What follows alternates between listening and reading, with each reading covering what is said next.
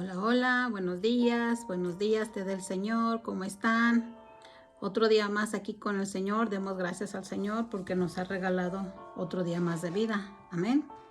Bueno, hoy vamos a continuar aprendiendo sobre el discípulo, aprendiz o el estudiante, y este tema va a ser el discípulo y el ministerio. Ya hemos aprobado los 4 pasos anteriores. Ahora estamos listos para recibir un ministerio. En este estudio veremos cómo debemos ministrar y los requisitos necesarios e indispensables de parte de Dios que necesitamos tener para ser un buen ministro o ministra. ¿Cuáles son los requisitos que se necesitan para ser obispos o pastores o supervisor? Porque obispo es una palabra griega que significa episcopos, que traducido significa también supervisor. Pero entendemos que como supervisores o como pastores o como guías de las personas tenemos que estar bien preparadas, tenemos que tener humildad, sencillez de corazón y abiertos nuestros oídos para el Señor, para escuchar su voz, su guianza, su dirección y su instrucción. Vamos a ver qué nos dice en 1 de Timoteo 3, del 2 al 7.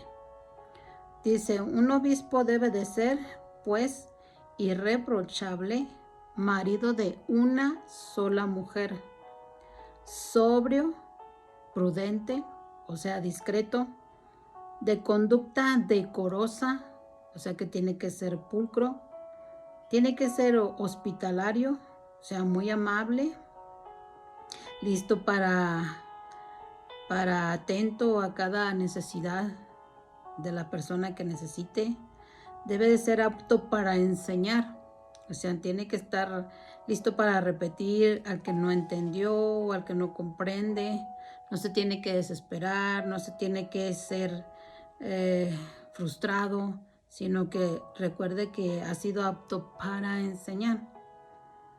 También el versículo 3 nos dice, no dado a la bebida, o sea, no peque al embriagarse o al tomar alcohol.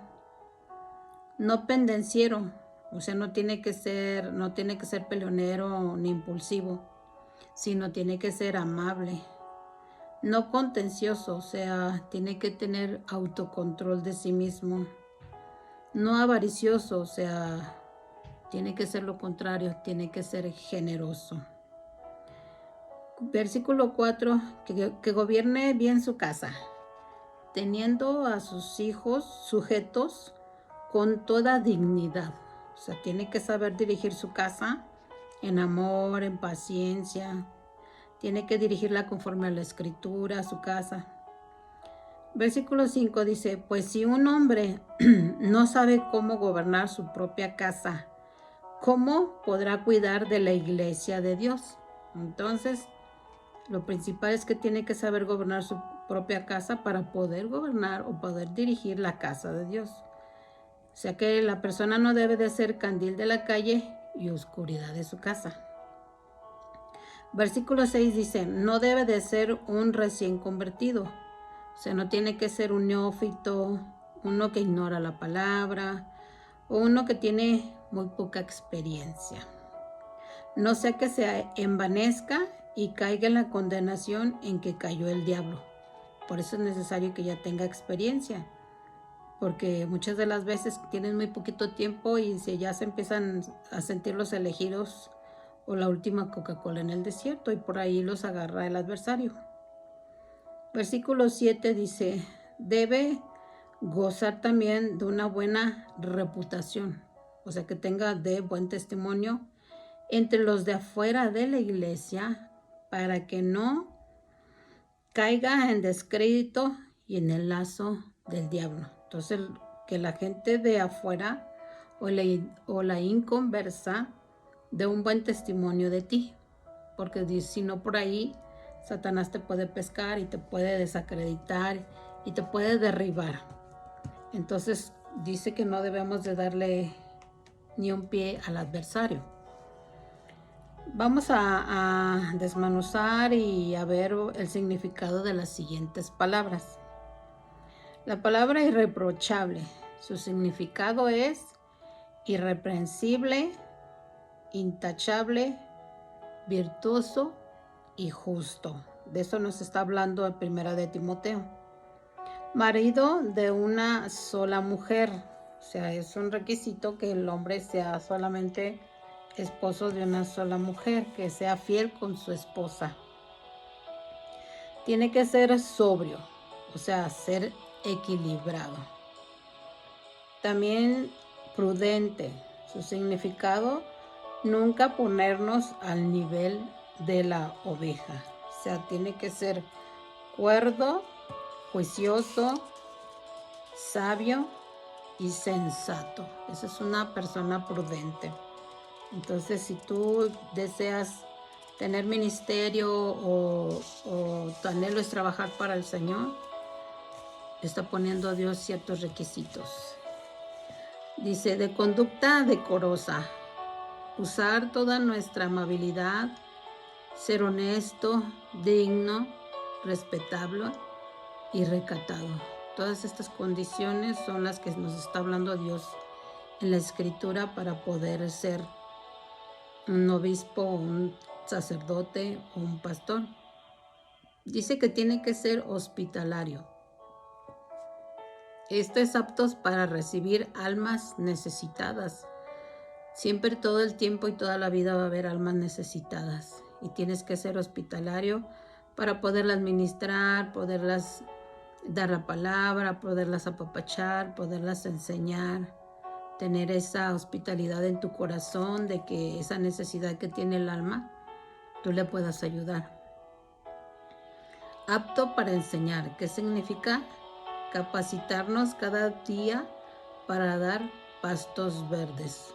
O sea, tenemos que estar constantemente estudiando la palabra, estando en la oración, en ayuno, para capacitarnos para poderles dar el alimento que las ovejas necesitan. Dice que no dado a la bebida, o sea, que no seas bebedor y que no te guste el alcohol, porque también ahí tiende lazos el diablo. No pendenciero, o sea, no debes de buscar pleito, no debes de ser pleitistas, debes de ser pacificador, porque a eso nos llamó el Señor, a ser pacificadores. Debes de ser amable. ¿Qué es amable? Todos son muy importantes, o sea, debes de entender esa parte de ser amable con todas las personas, ya que para Dios todas las almas son importantes. Y si para Dios todas las almas son importantes, también tienen que ser para ti importantes. No tiene que ser contencioso, o sea que no debe crear controversias o discusiones. Y recuerda que dice que la palabra no es para discutir. No tiene que ser avaricioso, no ser amante de las cosas materiales, no pensar que todo te pertenece o no ser amante de tener el dinero ahí pegado a ti, ¿no? Tienes que ser al contrario, tienes que ser dador y alegre como lo manda el Señor. Que gobierne bien su casa. Si no sabes gobernar bien tu casa y estás en un ministerio, mejor vete a tu casa y aprende a gobernarla conforme a la Escritura. Todo está en la Escritura. No hay nada oculto bajo el sol, porque todo lo dejó escrito Dios. Cómo tenemos que regir nuestras vidas y nuestras familias. Que tengan a sus hijos sujetos con toda dignidad.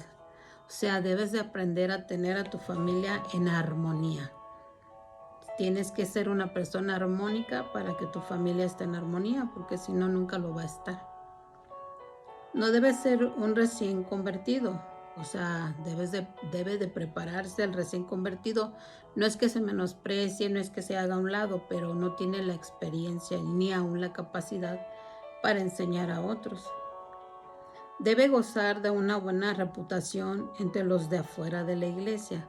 O sea, como dijimos, debe de dar buen testimonio, porque Satanás de ahí te puede atrapar, te puede agarrar, porque te van a señalar duramente, porque somos el blanco perfecto para el adversario y a los creyentes Siempre nos están viendo con una lupa cuál es nuestro comportamiento. Entonces, si tú das buen testimonio, ellos van a hablar bien de ti. Pero si te comportas mal, van a estar hablando mal de ti, van a tener razón y no tienes por qué enojarse, sino debes de avergonzarte para hacer lo correcto. El Señor desea confiarnos un ministerio. Sabe que sus hijos tenemos el potencial para lograrlo. Los incisos antes mencionados fueron pensados en Dios y aplicados a la iglesia primitiva como una forma de mantener un orden. Ese es el orden que Dios está dando. Y al mismo tiempo proteger la obra y la vida del ministerio, porque a Dios le importa que las personas que trabajan en su ministerio sean de muy buena conducta. Si no, no van a creer las personas en Dios, van a decir, no, si ese es al Dios que sirven y cómo se comportan. Entonces no nomás van a criticarte a ti, van a criticar a Dios. Entonces trata de dar ese buen ejemplo en tu casa, aunque tu ministerio es en tu casa, porque tú eres un sacerdote en tu casa y tienes que dar buen testimonio. ¿Cuáles son los requisitos que se necesitan para ser diácono? O sea, diácono en el hebreo significa un asistente del anciano o del sacerdote, o un siervo. En 1 de Timoteo 3, del 8 al 12, dice, de la misma manera, también los diáconos deben de ser dignos de una sola palabra. O sea que debe de tener convicción el diácono. No debe de ser indeciso. No debe de decir hoy sí y mañana no. O sea, la palabra del Señor dice que tú sí sea sí y tú no sea no. Entonces dice que el diácono es el asistente del anciano o es un siervo, pero tiene que tener también ciertas condiciones. No te vas a escapar porque vas a decir, bueno, como no soy sacerdote o obispo, entonces me hago nada más de diácono y tengo permiso de hacer lo demás. No, también hay requisitos. Dice, no dados mucho al vino, o sea, no debes de tomar alcohol tampoco. Dice, mucho al vino, y de ahí muchos se podrán justificar. Bueno, dice, no dados al mucho vino, quiere decir que les está dando permiso. Quiere decir que si te lo aplicas, quiere decir que te gusta beber. Y por prudencia mejor no tomes. Dice que ni amantes de ganancias deshonestas, o sea, no debe de robar tampoco, no debe de buscar cosas ilícitas para tener más dinero, debe de guardarse en santidad. Dice, sino, el versículo 9 dice, sino guardando el misterio de la fe con limpia conciencia, o sea, guardando la palabra. Debe de ser íntegro, debe de ser congruente también con lo que habla y con lo que hace. Que tenga iniciativa propia también el diácono. Y tiene que guardar la fe, que es la palabra con limpia conciencia. O sea, que tu propia conciencia no te esté redarguyendo a cada rato. Estás haciendo mal, estás pecando. No, debes de guardar la fe, la palabra en obediencia. Versículo 10 dice, que también estos sean sometidos a prueba primero. Y si son irreprensibles, o sea, aunque seas diácono, se te va a meter a prueba primero. Y para ver si eres irreprensible. Si eres irreprensible y no toleras una prueba, no eres apto para el ministerio o para trabajar para el Señor, porque todo esto son obras de la carne. Que entonces sirvan como diáconos, o sea, una vez que son sometidos a prueba y una vez que son vistos que son irreprensibles, entonces sí, que sirvan como diáconos, que sirvan como asistentes del sacerdote o del anciano de la iglesia. Versículo 12, que los diáconos sean maridos de una sola mujer, también eso exige que sean maridos de una sola mujer, y también que gobierne bien sus hijos y su propia casa. Entonces los diáconos también deben de permanecer en la vida de santidad, porque no porque tenga menos responsabilidad no tienes que vivir en santidad, claro que no. Tienes que vivir una vida llena de la presencia de Dios. Dios desea que sus diáconos o ministros tengan las características de un obispo.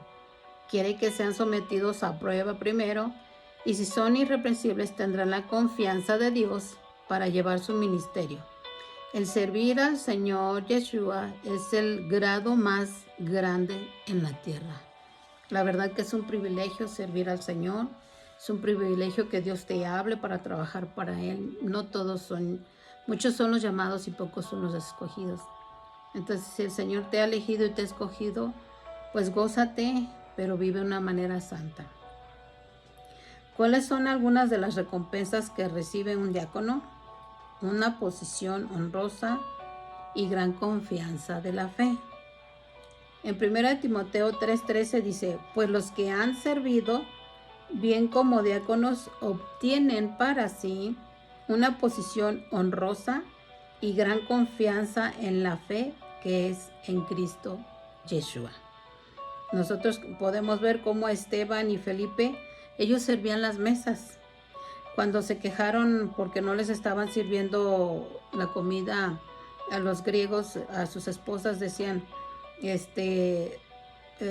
pues decían los servidores, los discípulos, es que nosotros tenemos que atender la palabra, pero entonces elijamos 2 personas para que atiendan las mesas, pero estos tienen que ser santos, tienen que ser piadosos, tienen que ser compasivos, o sea, fíjense si para servir las mesas tenían que tener ciertas virtudes buenas y vivir en santidad.